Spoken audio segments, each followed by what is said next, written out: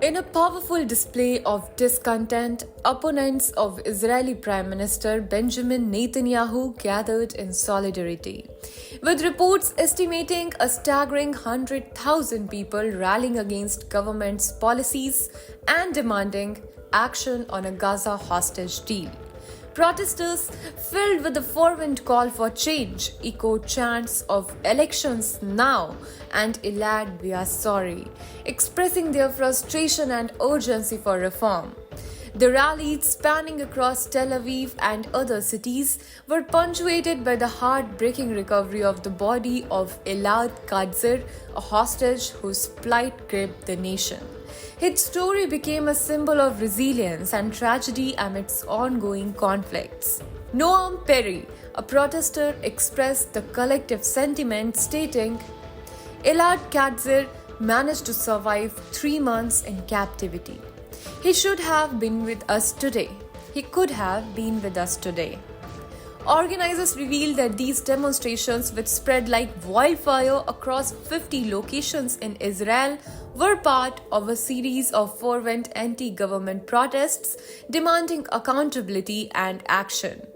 However, amidst the passionate fervor, tragedy struck as a car plugged into crowds in Tel Aviv, injuring 5.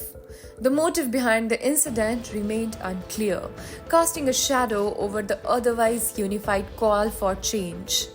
As the nation grapples with the aftermath of these events, negotiators plan to convene in Cairo on the 6-month anniversary of the Gaza conflict, seeking a ceasefire in the ongoing war.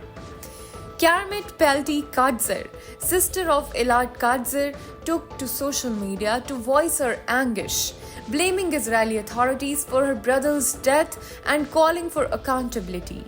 Her impassioned plea reverberates across social platforms, igniting conversations about the human toll of political strife.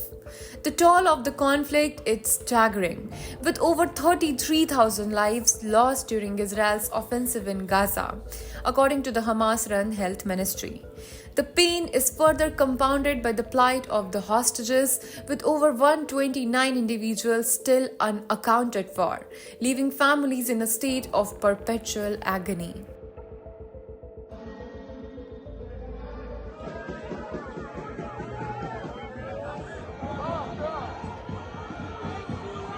Subscribe to One India channel and never miss an update.